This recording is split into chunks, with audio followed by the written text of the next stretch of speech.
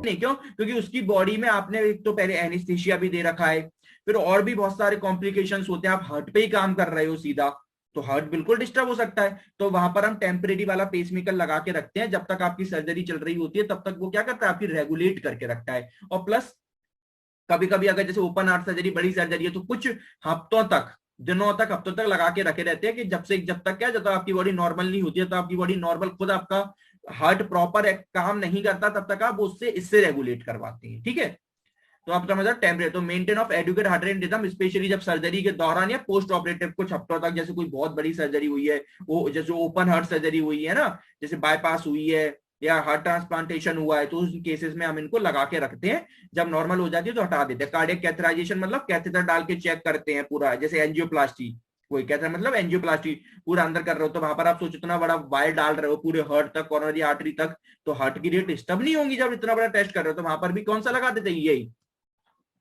अब वहां पर कोई कट वट तो आपको लगाएंगे नहीं, तो कौन से लगा देते हैं, यही वाला लगा देते हैं, ट्रांसकुटेनियस स्किन के ऊपर। ये क्या लगा दिया, लगा दिया। अब ये आपके हार्ट को रेगुलेट करते रहते हैं, क्यों? क्योंकि हार्ट वैसे ही नॉर्मल काम कर रहा है, मगर खराब ना हो जाए, गड़बड़ ना हो जाए, तो एक प्रॉपर एक्सेस इफेक्ट, एक प्रिकॉशन के लिए हमने लेके रखा है कि भैया कल को हो गया तो कोई दिक्कत तो नहीं है, रेगुलेट तो कर लेंगे। तो ये वाला लगा दिया। और ये जनरली कब लगाते हैं ये वाला, जैसे जब बहुत सर्जरी कर रहे हैं, ये वाला लगाएंगे जनरली जब आपके टेस्ट हो रहे हैं, जैसे एंजियोप्लास्टी वगैरह कर रहे थे उन सब में। और जनरली जो ओपन हार्ट कर रहे हैं खतरनाक, तो उनमें ये लगा देते हैं। और ये वाला जनरली उन केसेस में करते हैं जिनको कुछ सालों तक लगाना, 1-2 साल तक लगाना पड़ रहा है भैया, जिनके जब तक हमें मालूम है कि इनका हार्ट बदलना ही पड़ेगा। ठीक है, तो कुछ हम जैसे 6 महीने लगाना है, साल भर, तो वहां पर जनरेटर अंदर नहीं लगाते, बाहर लगा देते हैं। या फिर कुछ ऐसी कंडीशन है कि जनरेटर अंदर फिट नहीं हो सकता, नहीं लगा सकते, कोई दिक्कत है उन्हें, है ना। अब दिक्कत बहुत सारी होती है जो लोग, क्योंकि इस जनरेटर लगाओगे तो फिर उन्हें हमेशा किस पे, कौन सी टेबलेट्स पर रहना पड़ेगा, एंटी कोगुलेंट। वरना ये फॉरेन फॉरेन बॉडी है, आएगा तो तुरंत क्लॉट बनना स्टार्ट हो जाएंगे, तो फिर हमेशा एंटीबॉडीज लेके हमें वो एंटीकोगुलेंट्स ड्रग हमें हमेशा लेके रखने पड़ते हैं। तो जो लोग ऐसे जिनमें एंटीकोगुलेंट्स वगैरह नहीं के, तो उनमें थोड़ा सा जनरेटर बाहर रख देते हैं। ठीक है, बिफोर, हाँ, और इसको क्या, before implantation of permanent pacemaker, permanent pacemaker से पहले भी इसको लगा के रख, कुछ दिन इनसे करवाते हैं। क्यों? क्योंकि देख लेते हैं कहीं इसकी बॉडी रिजेक्ट तो नहीं कर रही, कोई वो तो नहीं हो रहा है। तो जिनको परमानेंट लगाने वाला होता है तो पहले उसकी इससे आदत लगवाते हैं, है ना, कि उससे करते हैं। फिर जब देख लेते हैं कि हाँ कोई कॉम्प्लिकेशन नहीं आ रही, क्योंकि परमानेंट फेस कर दिया, कॉम्प्लिकेशन आ गई तो दिक्कत है, ये तो टेम्परेरी है, फटाफट निकाल लेंगे, तो इसको बिफोर इम्प्लांटेशन में लगाया जाता है। एज प्रोपियोलैक्सिस, पता है ओपन हार्ट सर्जरी के हमें प्रोपियोलैक्सिस में लगा दो। या फिर कंडीशन मैंने बोला कि क्रोनिक से थोड़ी कम खराब है, जैसे एक्यूट है, एक्यूट मायोकार्डियल इस्चीमिया, इससे उसमें 3rd डिग्री का ब्लॉक हो रहा था, इसमें 2nd डिग्री का ब्लॉक हो, और even 3rd degree. Other general indications और भी जो पेसमेकर लगाते हैं, जैसे वो सीधी सी बात है, आपके 2 ही नोड थे, एवी नोड, ऐसे नोड, तो अगर आपका एवी नोड के डिसऑर्डर्स हो जाए, है ना, एवी नोड्स प्रॉपर काम नहीं करे तो हम लगाना पड़ेंगे। ठीक है ना, ऐसे नोड प्रॉपर काम नहीं कर रहे हैं तो लगाने पड़ जाएंगे। टैकियारिथमिया वगैरह, ये सब वही जो अभी पीछे इंडिकेशंस लिखे हैं उन्हीं में एक्स्ट्रा जोड़ सकते हो। ठीक है, तो टैकियारिथमिया हो गया, या क्रोनिक बाईफेस्कुलर ब्लॉक हो जाए, तो ये सब हार्ट की वो कंडीशंस हैं जो आपको नाम याद करने पड़ेंगे, जिनमें आपके हार्ट के कंडक्शन सिस्टम क्या होते हैं, खराब होते हैं, जहां पर प्रॉपर आपका क्या नहीं कर पाएगा, हार्ट बीट नहीं कर पाएगा। तो उन सारे केसेस में इलेक्ट्रिकल इंपल्स को किसके थ्रू पहुंचा जाएगा, पेस मेकर के थ्रू। अब हमारा मेन जो पेस मेकर वाला पार्ट था वो खत्म हो गया। अब जो जनरल सर्जरी का पार्ट बचा है, जो जैसे हम सारी सर्जरीज में पढ़ते हैं उसी तरीके से सब में पढ़ेंगे। और मैं हर बार आपसे एक ही लाइन बोलता हूं कि हर सर्जरी में क्या है, कुछ कुछ पॉइंट हम कॉम्प्लिकेशंस के पढ़ते हैं, कुछ प्री ऑपरेटिव, जबकि हम pre operative post operative assessment पूरा पढ़ चुके हैं अच्छे से प्रॉपर, जब कोई बड़े क्वेश्चन अगर उससे पहले उस पर आई। और बाकी हर सर्जरी में हमें complication, Contra indication, pre operative, post operative सब में लिखना पड़ता है। मैंने क्या बोला, जो हर सर्जरी के स्पेशल एक दो पॉइंट है उन्हें याद करना होता है। बाकी सब सर्जरी में कॉम्प्लिकेशंस, कॉन्ट्राइंडिकेशंस में जो एक्सुलेट वाले हैं वो तो 99% सेम होते हैं, रिलेटिव वाले कुछ होते हैं, बाकी उसके बाद प्री ऑपरेटिव पोस्ट ऑपरेटिव भी बहुत सेम होते हैं। तो वो सारी चीजों में हमेशा याद रखो। मैंने आपको कहा हर सर्जरी में एक पेज पर बना लो, हम इतनी सारी सर्जरी कर चुके हैं, अब इसके बाद और भी एक हर्ट की जब हाथ, तो वहां पर आपको बस एक ही याद करना है जो मेजर एक दो पॉइंट है, क्योंकि इसमें कुछ होंगे कुछ नहीं होंगे, इससे पहले और पढ़े उनमें कुछ कुछ नहीं होंगी। तो आपको अब जो कॉमन पॉइंट्स हमें पता है जो हर सर्जरी में लिखे हैं, उनको एक जगह पर लिख लो। अब जैसे कॉम्प्लिकेशन में अब हीमोटो, अब जो मैं पढ़ रहा हूँ ये सब में होंगे, सब में होंगे। बाकी कुछ और बात अलग है, जो एक दो स्पेशल पॉइंट है वो मैं बता दूंगा। अब जैसे हीमोटोमा, ब्लड क्लॉट बनना, हर सर्जरी में बनते थे, उसमें क्या है, डीबीटी, जिसके लिए एंटीकोगुलेंट देते थे। ब्लीडिंग हो जाए जहां पर सर्जरी कर रहे हो तो हर सर्जरी में हो सकता है। लो इन्फेक्शन हो सकता है, इसके लिए एंटीबायोटिक्स देते हैं तो वो तो हर सर्जरी में। हमने बात करी आसपास के स्ट्रक्चर्स में कट लग जाते हैं, जो क्या होता है हमें नीमोथोरेक्स और हीमोथोरेक्स, ये दो वर्ड हम बहुत डीप में पढ़ेंगे, ठीक है ना। ये क्या होते हैं, ये नॉर्मली भी हो जाते हैं और सर्जरी की वजह से भी हो जाते हैं। क्या होता है कि लंग्स बिल्कुल बगल में भी हैं, तो कहीं से उनसे कट लग जाता है लंग्स में, तो लंग्स में अगर कट लग गया तो क्या हो जाएगा, अगर ईयर भर जाए उनके अंदर तो उसे नीमोथोरेक्स बोलते हैं, और कहीं ब्लड भरने लग जाए तो उसे हीमोथोरेक्स बोलते हैं, ठीक है ना। तो ये तो आप हर सर्जरी में लिख सकते हो, क्योंकि हमने बात करा कि हर सर्जरी मतलब जो हार्ट के आसपास की सर्जरी है, क्योंकि उसके आसपास के सब स्ट्रक्चर बिगड़ेंगे ना। अब हार्ट के आसपास के जो कोई आर्टरी है, कोई कुछ भी है, वेन्स हैं, तो वो सब आपके डैमेज हो सकती हैं। अब मेन इसका और क्या हो सकता है, मेन ये हो सकता है कि पेस मेकर ही क्या हो जाए, कॉम्प्लिकेशन फेल हो जाए, काम ना करे, तो फेलियर टू सेंस और कैप्चर, वो प्रॉपर हार्ट बीट क्या हो, काम करना ही बंद कर दे, है ना। तो ये हो सकता है। और क्या हो सकता है, और दिमाग लगाओ सर, ये हो सकता है कि जब हम लिड डालेंगे, ये एट्रियम्स है, ये वेंट्रिकल है, ठीक है। अब ये है ना, अभी हम जानते हैं ये हमारी एट्रियम वॉल है, ये वेंट्रिकल वॉल है ना। अब जब भी लिड डालते हैं तो वो लिड क्या एकदम होती है, अब क्या हो उससे फट जाए, तो क्यों जो एट्रिया है, एट्रियम के वॉल्स है, इसमें बाइफर्क्यूशन का मतलब होता है छेद हो जाना, होल हो जाए। तो जो ये सेप्टम है, जो एट्रियम सेप्टम है, जो एट्रियम के बीच में होता है या तो वेंट्रिकल के बीच में वेंट्रिकुलर सेप्टम होता है, कभी लिड डालते हैं तो वो लिड से कहो इनमें होल हो जाए, तो बिल्कुल हो सकते कि नहीं हो सकते कॉम्प्लिकेशन। या फिर जो हार्ट के आसपास की मसल्स है उनमें होल हो जाए, है ना, तो बिल्कुल ये सारी चीजें हो सकती है। तो ये सब कॉम्प्लिकेशन, अभी स्पेशली कॉम्प्लिकेशन इसकी हुई, इसको हर में नहीं जोड़ के आ सकते, जैसे फेलियर टू सेंस और कैप्चर, परफोरेशन और एट्रीवेंट्रिकुलर, ये स्पेशली है ना। तो अब जो ऊपर वाली थी वो सब में लिख सकते, तो ऐसे पॉइंट जो सब में है, सब में लिख के आओ, है ना। बुंड और क्या, जैसे सब में लिखते हो बुंड ढही सेंस, मतलब क्या बोलते हैं, सूचर्स खुल जाना, ब्लीडिंग हो जाना, पूरी बॉडी में इन्फेक्शन हो जाना, ऑर्गन्स का काम करना बंद कर देना, हाइपोवॉल्मिक शॉक में चले जाना, तो वो सब में लिख सकते हो। जो स्पेशली एक दो उनके याद करो, पहले उन्हें लिखो, फिर बाकी सब कॉमन वाले लिख दो। वेंट्रिकुलर्स की एट्रोफी, मतलब कि कहो वेंट्रिकल्स में लीड लगाई वही काम करना बंद कर जाए, तो वेंट्रिकल्स एट्रोफी, सीधी बात है, जिसके लिए काम कर रहे हो सर्जरी फेल हो सकती है बिल्कुल।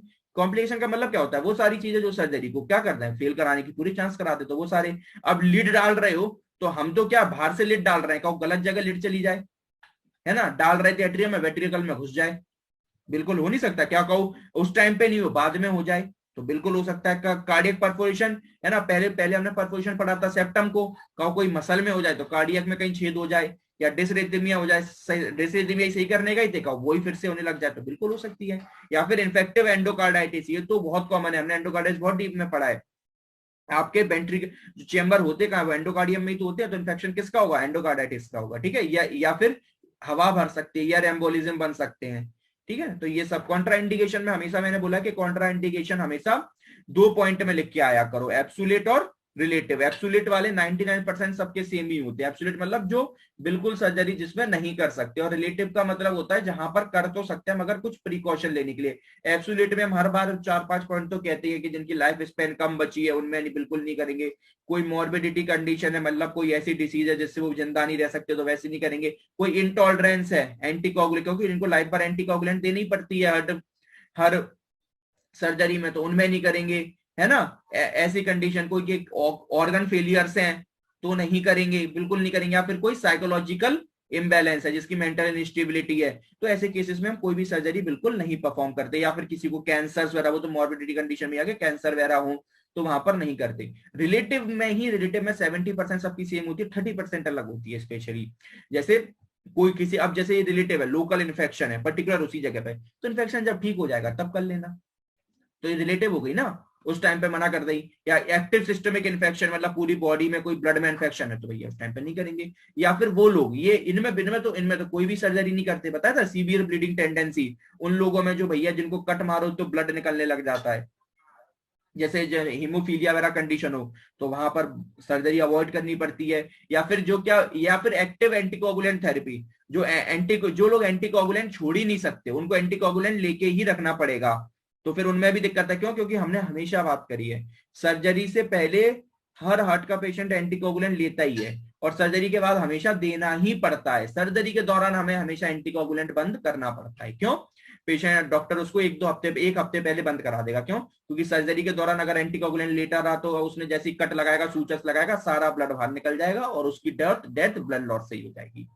तो सर्जरी के टाइम पे एंटीकोगुलेंट्स हमें थेरेपी बंद, तो ये कॉन्ट्राइंडिकेशन है कि जो लोग एंटीकोगुलेंट्स पे उन्हें बंद करानी पड़ेगी। तो ये कौन सा हो गया, ये तो रिलेटिव हो गया, एंटीकोगुलेंट बंद करा दो भैया, और क्या। फिर सर्जरी कर दो, सर्जरी के बाद तो फिर खिलानी ही है क्योंकि कोई फॉरेन चीज लगा रहे हैं। अब किसी को लंग डिस अब ये किसी को अब इसमें तो बिल्कुल नहीं करा सकते, किसी को सीवियर लंग डिसीज हो, है ना। अब सीधी सी बात है, हमने तो कहा ये आपका हार्ट और लंग्स तो कपल है, एक गड़बड़ है तो दूसरा तो अपने आप हो ही जाएगा। कपल नहीं मतलब यार मैं बार बार जो भूल जाता हूँ, ट्विंस हैं, एक में कुछ होगा तो दूसरे में कुछ कुछ आपका होना ही, एक में दिक्कत तो दूसरा अपने आप अफेक्ट होना ही, 100% अफेक्ट होना है। तो लंग्स में अगर जिन लोगों का वेंटिलेटर पे पहले ही लगे हुए हैं, जिनके पहले ही लंग काम नहीं कर रहा है, तो उनमें क्या कर दोगे, कुछ नहीं, तो वहां पर कॉन्ट्राइंडिकेट करते हैं। बाकी और अपने मन से जैसे मैं अभी समझा के आया वैसे लिख के आनी है। क्लियर। इन सीजन के बारे में हमने बात करी थी, इन सीजन में मैंने कहा था permanent pacemaker insert is considered a minimally invasive, हमने बात करी थी, क्योंकि मेन जो कट लगता है वो चेंबर जनरेटर को रखने के लिए होता है, ठीक है। बाकी लिड डालने के लिए कोई कट नहीं लगाना पड़ता, बस वेन्स के थ्रू, जो हमारी वेन्स होती है ना, उन्हीं के थ्रू उनके वायर डाल देते हैं, हमने देखा है। दिख रहा है ना, यहाँ जनरेटर रखा है, बाकी इनकी जो लिड है, ये जो लिड है ये जनरेटर है, इसकी लिड है, ये ऐसे वेन्स के थ्रू डाल देते हैं, पर्टिकुलर हमें जिस भी चेंबर में चाहिए उस चेंबर में, दिख रहा है, लेफ्ट वेंट्रिकुलर जिस भी चेंबर में चाहिए, तो क्या करते हैं ट्रांसवीनस एसेस, क्योंकि मैंने इसके टाइप बताया था ट्रांसवीनस, मैंने कहा था ट्रांसवीनस वाले के टेम्परेरी वाले में और परमानेंट वाले में अंतर नहीं होता, क्योंकि ट्रांसवीनस क्योंकि दोनों सेम है, बस टेम्परेरी वाले के ट्रांसवीनस में इतना अंतर होता है कि जनरेटर बाहर हो जाता है, वरना परमानेंट वाले में जनरेटर अंदर होता है, इसलिए मैंने कहा था, इसलिए बोला था, क्योंकि ट्रांसवीनस एसेस परमानेंट में भी होगा। Heart chambers under local anaesthesia से आपका डाल देते हैं। जो मोस्ट कॉमनली वेन्स होती हैं वो सब क्लेवियन वेन होती है, ये नाम याद करने पड़ेंगे वेन्स के, ठीक है। सब क्लेवियन वेन से डालते हैं, सिफेलिक वेन से डालते हैं, क्लेविकल के सिफेलिक वेन से डाल देते हैं, इंटरजुगुलर वेन से डालते हैं, बहुत ही कम होता है कि पूरा फिमोरल वेन से नीचे की तरफ से डालना पड़े, है ना, ठीक है। और जनरली फिमोरल वेन से अगर डालते हैं ना, तो आपका जनरेटर, फिर आपका जनरेटर मालूम कहाँ रखते हैं, आपका जनरेटर रखते हैं ईसोफेगस पे, ईसोफेगस पे, ईसोफेगस के आसपास जनरेटर रखते हैं। और जब भी सिफेलिक वेन और ऊपर से डालते हैं, यानी अपर लिम ऊपर वाले डालते हैं, तो फिर आपके क्लेविकल के नीचे जो अभी हम देख के आ चुके, ये वाला नॉर्मली इस तरीके से यहाँ। और जिनका नीचे से फिमोरल वेन से बहुत रेयर होता है, तो वहां जनरेटर पे नीचे ही रखते हैं, या ऊपर रखने, वो उन लोगों में रखा जाता है स्पेशली जहां पता है कि भैया ऊपर से नहीं डाल सकते, ऊपर से कोई रिस्क है, या फिर इन वेन्स के थ्रू नहीं डाल सकते, जहां पर कॉम्प्लिकेशन हमें लग रही है कि नहीं फिमोरल वेन से ही डालना पड़ेगा, तो जनरेटर फिर ऊपर रखने का कोई मतलब है ही नहीं, फिर नीचे ही रख देते हैं, ठीक है। तो the pacemaker generator is typically placed, कैसे डालते हैं, सुप्रा क्लेविकुलर इन द कौन से रीजन में, in the infraclavicular region, जिसको हमने कट भी अभी बोला था। Occasionally pacemaker leads are implanted surgically, use or thoracotomy, thoracotomy बहुत ही रेयर है करें, वरना इसके लिए जो अलग से कट होता है पेस मेकर इंसिजन, वो ही कट को हम हमेशा चूज करते हैं। अभी देखो जो मैंने आपको अभी स्टार्टिंग में समझाया था वो यहाँ पर लिखा हुआ है, जो मैंने स्टार्टिंग में ग्रुप सी ग्रुप बी सारे कट आपको बताए थे।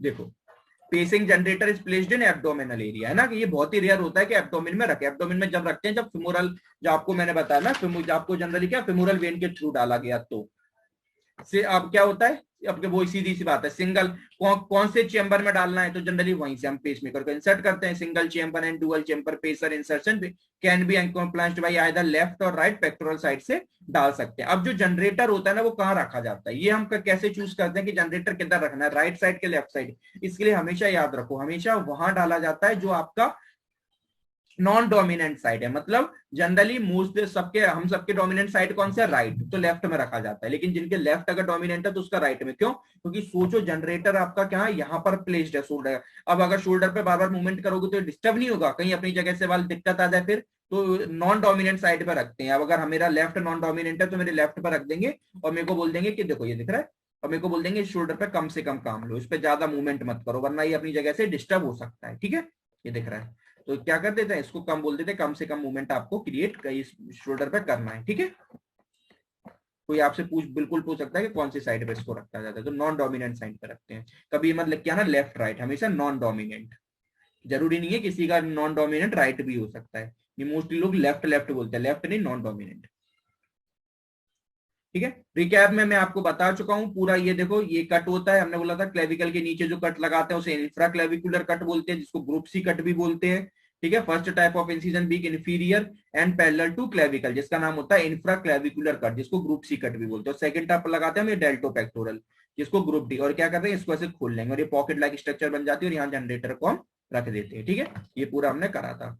प्री ऑपरेटिव और पोस्ट ऑपरेटिव मैनेजमेंट तो हमने बहुत ज्यादा डीप से पूरा चैप्टर ही पढ़ा है। Pre and post operative management है ना, वहां पर कैसे करते हैं, तो बस उसी के थोड़े थोड़े पॉइंट्स हमें हमारे सर्जरी में रखते चले जाते हैं ना। और मैंने कहा हर सर्जरी का pre operative post operative same होता है, तो एक बार आप बना लो जिसके कुछ कुछ कॉमन पॉइंट्स है और उन्हें याद कर लो। अब प्री ऑपरेटिव में सब में सेम होते हैं वही सारी चीजें कि पेशेंट को इवेल्युएट करो, कोई अदर उसको, जैसे अब देखो ये शॉर्ट फॉर्म हमेशा याद करो, इसलिए यहाँ नोट्स में बार बार लिखे होते हैं क्योंकि ये ऑफिशियल शॉर्ट फॉर्म्स होते हैं। आपके रिपोर्ट्स में कभी भी CAD लिखा आएगा तो इसका मतलब यही होता है कि इसको कोरोनरी आर्टरी डिसीज है। कोरोनरी आर्टरी डिसीज मतलब हाँ हार्ट अटैक वाली डिसीज है। इसके हार्ट को प्रॉपर क्या नहीं पहुंच रही, ऑक्सीजन नहीं पहुंच रही, हम जिसको पूरे अच्छे से हार्ट अटैक और जिसको कोरोनरी आर्टरी डिसीज बोलते थे, coronary artery disease, coronary heart disease, heart attack, myocardial ischaemia, और ना जाने हम उसको कितने नामों से हम उसको करते थे। ठीक है, तो ये आपके सारे के सारे इनके हम ठीक है उनमें जैसे, तो इसके क्या होते हैं, ये ऑफिशियली इसका शॉर्ट फॉर्म होता है, ये याद रखना, क्योंकि जैसे ऐसे होता है HTN होता है हाइपरटेंशन का, इसका होता है हाइपरटेंशन का होता है, और DM होता है डायबिटीज का, HTN। ठीक है, तो ये किनको अगर इनको प्री ऑपरेटिव में सारी हमें कंडीशन चेक करनी है, उसको है तो नहीं है, या कोई इसे हार्ट की और कोई प्रॉब्लम तो नहीं है, मेडिकल स्टेटस, और अपने मन से डीप में लिख के आओ ला, पूरा रिपोर्ट चेक करता है, सारे टेस्ट के नाम लिख के आओ और इसको आधे पेज में बढ़ाकर आओ। इसलिए मैंने कहा ना हर सर्जरी में। पोस्ट ऑपरेटिव में देखो जनरली प्री ऑपरेटिव सभी का सेम होता है, पोस्ट ऑपरेटिव थोड़ा सा अलग होता है 50%। क्यों? क्योंकि वहां पर हमें पर्टिकुलर जिसकी हमने सर्जरी करी है हमें स्पेशली वहां पर उसके पॉइंट लिख के आने होते हैं, बाकी फिर कॉमन पॉइंट तो सब जगह लिख देते हैं। जैसे कार्डियक रेट, रिदमिक मॉनिटरिंग, अब स्पेशली हमें जो पोस्ट ऑपरेटिव में पॉइंट लिखने पड़ेंगे वो हमें रिदम को लेके लिखने पड़ेगे। क्यों? क्योंकि हमने रिदम को ही सेट करने के लिए पेस मेकर डाला है, तो कार्डियक रेट को कंटिन्यूअसली मॉनिटर करो, है ना, रिदम मॉनिटरिंग कंटिन्यूअसली। पेशेंट को देखो शिवरिंग तो नहीं कर रहा, शिवरिंग का मतलब होता है को एकदम जो कोल्ड में लगने लग जाती है। हमने जब पढ़ा था प्री पोस्ट ऑपरेटिव, उसमें हमने आपको बात भी बताई थी कि पोस्ट ऑपरेटिव में पेशेंट बहुत ज्यादा ठंडा पड़ने लग जाता है, जिसकी वजह से क्या होता है, उसकी बॉडी कॉन्ट्रैक्ट करने लग जाती है, कॉन्ट्रैक्शन, जिससे वो ना करे कॉन्ट्रैक्ट, उसके लिए हम क्या चढ़ाते थे, GTN इन्फ्यूज करते थे, GTN का सॉल्यूशन उसको चढ़ाते थे। क्यों बॉडी उसकी ठंडी पड़ती थी? हमने 3 पॉइंट बताए थे। पहला पॉइंट बताया था कि तो जो एनवायरमेंटल होता है, जो थिएटर है वो भी बहुत ठंडा होता है, प्लस सर्जरी के दौरान उसकी बॉडी भी बहुत हीट लॉस करती है, प्लस एनेस्थीसिया इफेक्ट भी। तो जो GTN का सॉल्यूशन होता है ये जनरली हम क्या करते हैं, चढ़ाते हैं, ये कॉम्प्लिकेशन से बचाने के लिए। वरना क्या हो जाएगा, अगर हम नहीं चढ़ाएंगे तो उसकी बॉडी कैसी कर जाएगी, GTN मतलब ग्लिसरल ट्राइनाइट्रेट, ये हमारे ऑर्गन्स को रिलैक्स करता है, वरना बॉडी जब भी ठंडी पड़ती है तो क्या हो जाती है, कॉन्टैक्ट कर जाती है। तो सब हम उसमें पढ़ के आए थे डीप में, यहाँ इतना डीप में किसी भी सर्जरी में नहीं लिखेंगे। अगर अलग से पूरा चैप्टर आता है तो वो उतना डीप में लिखो, यहाँ तो कुछ कुछ पॉइंट। सीवरिंग फैस्कुलेटेशन का मतलब होता है कि मसल ट्विच कर जाती, कॉन्टैक्ट कर जाती, एकदम ट्विचिंग करने लग जाती है, तो उससे उसको बचाओ, ये हमारा काम है, वो पोस्ट ऑपरेटिव में बचाने का। बैकअप में हमेशा क्या रखना पड़ता है, जैसे उन लोग की बैटरी होती है ना, कभी कभी अब इसकी बैटरी की भी लाइफ होती है, तो इस बैटरी को उन लोग के पास हमेशा अपने पास एक बैटरी रखनी पड़ती है, उनको टाइम पीरियड दे दिया जाता है, अलग अलग होती है, किसी की 5 साल 3 साल ऐसे ऐसे रेट के हिसाब से चलती हैं। तो डॉक्टर पहले ही थोड़ा सा कम बता देता है कि 5 साल चलेगी, तो डॉक्टर पहले ही बोल देगा भैया 4.5 साल चलेगी। क्यों? क्योंकि आप पहले आ जाओ, वो देख लेगा अच्छा बैटरी इसकी खत्म हो रही है, फिर उसके बाद उसको वो चेंज कर देगा। सिर्फ जनरेटर को चेंज करा जाता है, लिड तो अपनी जगह ही है, क्योंकि जनरेटर में बैटरी लगी होती है, तो कट करके सिर्फ उसको चेंज कर देते हैं। तो हमेशा पोस्ट ऑपरेटिव में हमेशा ये कहीं एकदम आपने लगाया और पता पड़ा वो एकदम फेल हो गया, तो हमेशा हमारे पास बैकअप में एक पेसिंग कैपेबिलिटी होनी चाहिए, कार्डियो वर्जन डिफिब्रिलेटर हमारे इक्विपमेंट हमारे पास होना चाहिए, should be immediate available at all time. Defibrillator equipment समझते हो क्या होता है? बैकअप में कार्डियो का ये लिखा जो कार्डियो वर्जन डिफिब्रिलेटर, ये क्या होता है? कभी वो टीवी में देखा ना, वो ऐसा लगा देते हैं जिसके एकदम शॉक में अगर चला जाए। क्यों? क्योंकि अगर एकदम हार्ट की रिदम चली गई, हार्ट बीट करना बंद कर जाएगा, तो आपने वो देखे होंगे जो एकदम लगाते हैं एकदम और उससे फिर बॉडी जंप करती है, तो इनको डिफिब्रिलेटर्स बोला जाता है। ये क्या देते हैं, हैवी अमाउंट में इलेक्ट्रिकल शॉक देते हैं, इलेक्ट्रिकल करंट देते हैं हार्ट को, और उसे उठाने की कोशिश करते हैं। ठीक है, ये 2 टाइप के होते हैं डिफिब्रिलेटर, इसको हम डीप में पढ़ेंगे, एक चैप्टर हमारा रहेगा डिफिब्रिलेटर को करके। इसके 2 होते हैं, एक इंटरनल डिफिब्रिलेटर होता है और एक एक्सटर्नल डिफिब्रिलेटर होता है। जो आप टीवी में देखते हो ना, उसमें सब में देखा होगा वो एक्सटर्नल डिफिब्रिलेटर्स होते हैं, आयरन जैसे हार्ट के ऊपर रख देते हैं और पूरा उनमें हैवी करंट देकर, और क्या करते हैं, हैवी करंट देके हार्ट को शॉक देके, हैवी करंट देके उसे उठाने की कोशिश करते हैं। तो हमेशा वो भी अवेलेबल होना चाहिए, कल को एकदम बंद हो जाए तो उससे आप शॉक देके उठा दो। तो वो जो आप टीवी में देखते हो वो एक्सटर्नल होते हैं, एक इंटरनल भी होते हैं, उनको बोला जाता है ICD, उनको डीप में पढ़ेंगे, इनको बोलते हैं इम्प्लांटेबल कार्डियोवर्टर डिफिब्रिलेटर, क्या बोलते हैं, इम्प्लांटेबल कार्डियोवर्टर डिफिब्रिलेटर, ठीक है। ये इम्प्लांटेबल होते हैं, अंदर फिट हो जाते हैं। इनका काम क्या होता है, ये रिस्टोर, ये जनरली हमारे हार्ट रेट को, जो हमारी नॉर्मल, उसको मॉनिटर करते हैं। और जैसे ही उन्हें लगता है कि हार्ट बंद होने वाला कुछ हो रहा है, तो ये अंदर ही उसको शॉक दे देते हैं भी, ठीक है ना। तो ये अंदर होते हैं। ये एक्सटर्नल वाले बहुत खतरनाक होते हैं, ये बहुत हैवी शॉक देते हैं, क्यों ना, बाहर से देते हैं, बहुत खतरनाक। इंटरनल वाले इतने खतरनाक नहीं होते, जनरली उनके लिए होते हैं जिनको हमें पता है कि कभी कभी पता है पेसमेकर के साथ आईसीडी भी लगा दी जाती है। देखो आईसीडी भी सेम पेसमेकर जैसा दिखता है। ये कुछ लोग कंफ्यूज होते हैं कि आईसीडी और पेसमेकर में क्या अंतर होता है। देखो आपको दिखाऊं, आईसीडी जो होता है ना, is a specialised implantable electronic device. ये भी इलेक्ट्रॉनिक डिवाइस है, ये भी कार्डियक टैकियारिथमिया को ठीक करता है। मगर जो परमानेंट पेसमेकर होता है वो इम्प्लांटेबल डिवाइस है, जो इलेक्ट्रिकल स्टिमुलस देता है। क्यों, हमारी देखो पेसमेकर जब लगाया जाता है, ये अंतर समझना, पेसमेकर जब लगाया जाता है जब जो हमारी नॉर्मल हार्ट रेट है ना वो कम या ज्यादा हो रही है। डिफिब्रिलेटर जब लगाते हैं जब हार्ट को शॉक देने की जरूरत, मतलब एक छोटे मोटे अमाउंट में, जिनकी हार्ट बहुत ज्यादा कंडीशन खराब है, हमें लगता है कि इनका हार्ट एकदम बंद हो सकता है, तो उनको आईसीडी लगाया जाता है। ये देखो, ये देखने में बिल्कुल सेम होता है, ये दिख रहा है, ये इम्प्लांटेबल डिफिब्रिलेटर है, ये बिल्कुल पेसमेकर की तरह ही लगाया जाता है। ये देखो, और ये पेसमेकर, कोई अंतर नहीं है, सेम वैसे लगता है। ये बस एक्सेसिव अमाउंट में शॉक देता है, ये आपकी हार्ट की रेट को मॉनिटर नहीं करता, रेगुलेट नहीं करता। ये एक तरीके से बोलते हैं कि शॉक देना, कि उसको जब भी लगता है, जिनकी हार्ट कंडीशन ज्यादा खराब है, एकदम लगता है एकदम सडन बंद हो जाता है, तो ये उसके अंदर, ये भी अंदर फिट हो जाता है, बस एकदम उसे शॉक दे देगा हार्ट को, और फिर हार्ट के अपना नॉर्मल काम करने लग जाएगा, फिर ये शांत बैठ जाएगा। पेसमेकर तो ऑल टाइम काम कर रहा है, वो ऐसा कोई शॉक दे रहा है क्या, वो तो ऑल टाइम काम कर रहा है। अभी आपकी हार्ट बीट कर रही है, लगा हुआ है, बिल्कुल दिक्कत नहीं है, ठीक है। तो ये देखो, ये क्या होता है, कार्डियो या small battery possesses device implanted into a patient. ये क्या करता है, डिटेक्ट एन आर्थीमिया। ये ऐसे नहीं होता, ये ऑल टाइम काम नहीं करता, ये डिटेक्ट कर, एक तरीके से इसको डायग्नोसेबल डिवाइस बोलते हैं। ये देख लेता है कि अच्छा हार्ट बीट डिस्टर्ब हुई, तो ये detect an arrhythmia, it deliver a shock.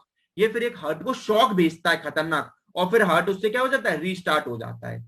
और रिस्टोर अपनी साइनस, ये जनरली उन लोगों में लगता है जिनका हार्ट बहुत ज्यादा खराब हो चुका है, एकदम एकदम कुछ बहुत सारी डिसीजेज होती हैं जहां पर एकदम हार्ट वैसे तो बहुत नॉर्मली बीट करता है, बिल्कुल उन्हें कोई दिक्कत नहीं, लेकिन एकदम सोते सोते अचानक हार्ट का काम करना बंद कर जाता है एकदम सडन।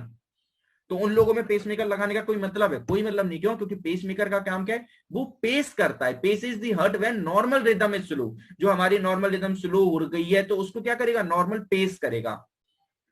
मैंने कहा ना, मेजरली स्लो में लगता है, लेकिन कभी कभी फास्ट होती है तो उसे भी नॉर्मल करता है। When there is a heart block not along the ventricles, मतलब नॉर्मल आपकी हार्ट बीट नहीं हो रही, और ये एक तरीके से शॉक भेजता है। ये उन कंडीशन में जहां पर हार्ट बिल्कुल नॉर्मल है, मगर कभी कभी सोते सोते आपने देखा होगा ना, चले गए बिल्कुल, तो ऐसी कैसी बहुत सारी डिसीज होती है, वहां पर फिर आईसीडी लगाया जाता है, ठीक है। तो कभी बहुत सारे ऐसे लोग होते हैं जिनमें आईसीडी और पेसमेकर साथ में लगाया जाता है, जिनको बहुत खतरनाक क्रॉनिक कंडीशन हो। आईसी जो पेसमेकर है वो तो नॉर्मल हार्ट रेट को करती है, लेकिन कभी कभी ऐसा हो जाता है कि बहुत ज्यादा ही ड्रॉप कर गई, सो हम सोचो हार्ट बीट बहुत ज्यादा ड्रॉप करेगी, पेसमेकर काम ही नहीं कर पाएगा। क्योंकि पेसमेकर तो मेंटेन करता है, शॉक तो ना देगा, फिर वहां पर आईसीडी अपना काम करेगी, एकदम इलेक्ट्रिकल शॉक भेजेगी और हार्ट को जगा देगी, ठीक है। इसको बोलते हैं, ये तो डिफिब्रिलेटर का काम ही शॉक देना होता है। जो एक्सटर्नल वाले होते हैं, जो आप टीवी में देखते हो, वो जो बाहर से देते हैं डिफिब्रिलेटर, खतरनाक एक्सटर्नल डिफिब्रिलेटर दिखाता हूं। देखो वैसे आप लोगों ने सबने इसकी डायग्राम, सबने इसकी देखे हुए हैं, ये बहुत खतरनाक शॉक देते हैं।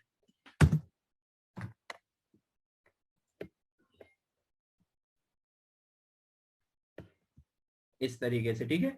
ये देखो, ये लगा देते हैं बाहर और ये खतरनाक शॉक देते हैं। ये देखो, दिख रहा है मैनुअल डिफिब्रिलेटर, ये देखते हो ना, बड़ा ऐसा देखते हो, लगा देते हैं, इसमें अलग अलग आते हैं, ठीक है। ये सब लगा देते हैं, फिर इससे बाहर से देते हैं। और आप लोग तो ये जो जनरली देखते हो वैसे देखते हो, दिख रहा है, ये हार्ट को शॉक देने का काम। ऐसी इसी का एक छोटा सा वर्जन होता है आईईडी, इसको हम बाद में और डीप में पढ़ेंगे और अच्छे से, ठीक है। तो इसको भी कभी कभी लगाना पड़ जाता है साथ में हमें, ठीक है। क्यों, क्योंकि अगर कभी कॉम्प्लिकेशन, क्योंकि ये ना एक स्मार्ट डिवाइस है, ये समझ लेता है कि हार्ट कब हमारा, उसकी रिदम कब हो गया, वो कब ऐसा चला गया कि वो शॉक में चला गया, तब ये देगा, तब इलेक्ट्रिकल शॉक देगा जब हमारा हार्ट काम करना बंद कर रहा है ना। जनरली ये बिल्कुल शांत बैठा रहेगा, कोई काम नहीं करेगा। पेसमेकर ऑल टाइम काम करेगा, उसको मतलब नहीं है, वो तो ऑल टाइम रेगुलेट करेगा, ठीक है। बाकी उसको एक स्पेशल वाले को छोड़ दो जो रेट रिस्पॉन्सिव है ना, वो वहां पर काम करता है जहां पर उसे लगता है कि नॉर्मल, जैसे मतलब नॉर्मल से थोड़ा कम हो गई, जैसे अपनी 72 नॉर्मल है तो 50 चली गई तो फिर वो हो जाएगा, वरना अगर 50 से ऊपर आ गई तो फिर वो काम करना बंद कर देगा। ठीक है, तो वो रिट्रोस्पेक्शन। बाकी सब फिर ये तो सब कॉमन पॉइंट है। एंटीबायोटिक्स तो हर पोस्ट ऑपरेटिव में सबको देनी है, सिफॉक्सिलिन फॉर इनहिबिटिंग कोई इन्फेक्शन ना हो जाए ना, वैनकोमाइसिन कोई इन्फेक्शन, सूचर पे इन्फेक्शन ना हो जाए, तो ये सब में लिख के आना होता है। एम क्या है हमारा, कि कोई कॉम्प्लिकेशन ना हो, कोई उसको ऐसी डिसीज ना हो जाए जैसे उसकी डेथ हो जाए, तो रिड्यूस मॉर्बिडिटी, उसकी लाइफ स्पेन कम ना हो जाए, और हमें इंक्रीज करना है गोल्ड हीलिंग टाइम, यानी हम जल्दी से जल्दी उसे हील कर पाए, ये हमारा गोल है। पेन, अगर पेन वेन हो रहा है तो ऐसा हमने पढ़ चुके हैं, वो भी कैन, लीडोकेन, मॉर्केन, ये सब उसको पेन किलर्स वगैरह दिए जाते हैं। प्लस हमारा और क्या काम है, इमोबिलाइज करना, कौन से पार्ट को, सपोज लेफ्ट पे लगाए तो पेशेंट को बोलो कि लेफ्ट शोल्डर कुछ टाइम तक तो उठाना ही नहीं है, फिर उसके बाद भी बहुत मिनिमम मूवमेंट रखना है, बाकी हम जानते हैं कि बाकी हमें एंकल पर, फिंगर्स में तो मूवमेंट रखना ही है, जिससे ब्लड सर्कुलेशन बना रहे। ठीक है, वरना डीवीटी बन जाएगा, डीप वेन थ्रोम्बस, इसलिए हम बोलते हैं कि एंकल टो मूवमेंट और ये सब तो हमें कराते ही रहना है, but allow the movement of finger and ankle joint. Patient को और क्या फैमिली को बताना है कि हमेशा पेशेंट को बता के रखो कि अगर आपको कभी भी लगे कि कोई इन्फेक्शन का साइन है, रेडनेस, स्वेलिंग वगैरह बहुत ज्यादा आ रही है जहां पर कट लगा हुआ है, मतलब इन्फेक्शन के चांसेस दिख रहे हैं, तो तुरंत जाओ है ना डॉक्टर के पास।